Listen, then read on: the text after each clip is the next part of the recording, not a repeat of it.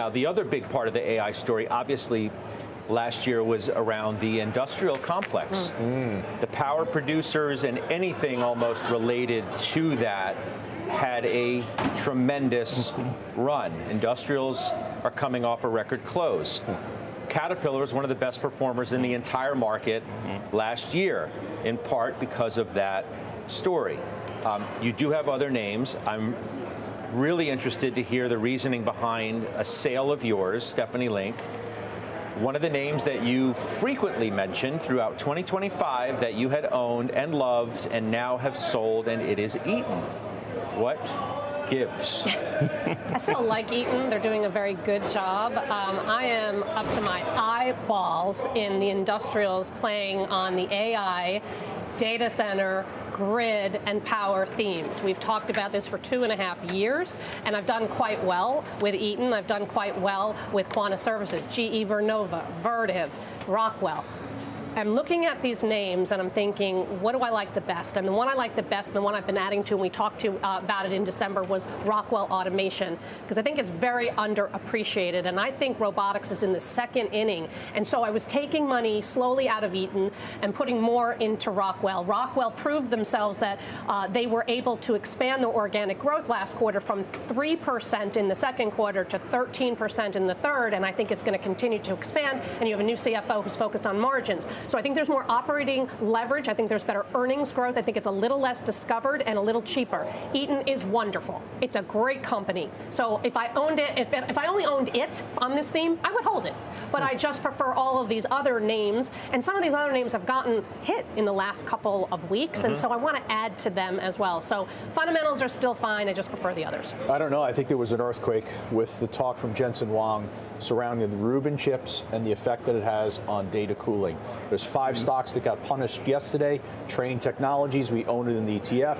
Johnson Controls, Emerson, Eaton, and Vertiv. You own Eaton. They're down again today. I own Eaton as well. So we bought Eaton in July at 380. It's now a losing trade. Nothing we could do about it till the end of January. But I think what happened yesterday, there was a dramatic effect, and I think it's going to be a continued effect. And I think it's real. If these Rubin chips don't require the degree of cooling that these industrial names have been benefiting from, the expectation that their revenue would be growing on that contribution, that's a little bit of a game changer for sure. I think it's overdone.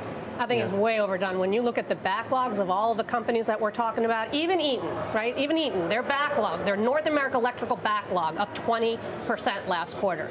That's real dollars in hand. That's not orders. You think the sell-off is overdone, or do you think the sell-off is okay? I think the sell-off is overdone. I think certainly maybe these new chips require less, but they're still going to need cooling overall. And the backlogs are very supportive of continued growth.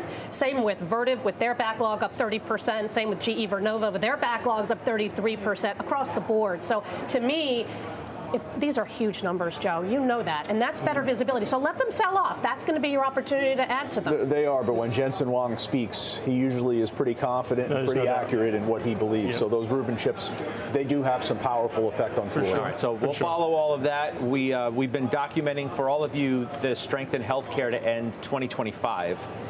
Which was the best performing sector for a big period of time.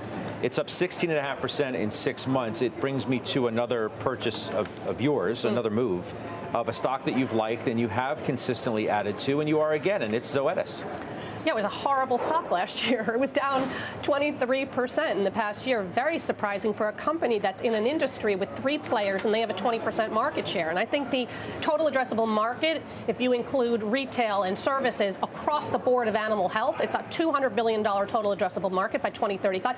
This year, this CEO needs to execute. If not, I would not be surprised if she's gone, because they do have the greatest products out there. They have 5 blockbuster drugs coming out in the next 5 years, and yet the competition continues to eat at them slowly. Elanco is an example. It was up 85% last year. I own that one too. So to me, I want to own the best in class down and out, where I think the operational growth is going to be above the peer average, but it's a show me story, Scott, so it could get a little messy. We'll see. What about Natera, which you bought more of as well, which is coming off a huge run of its own? I know. And I added to that one as well, because I'm a big believer of women's health, and I think they own the MRD market.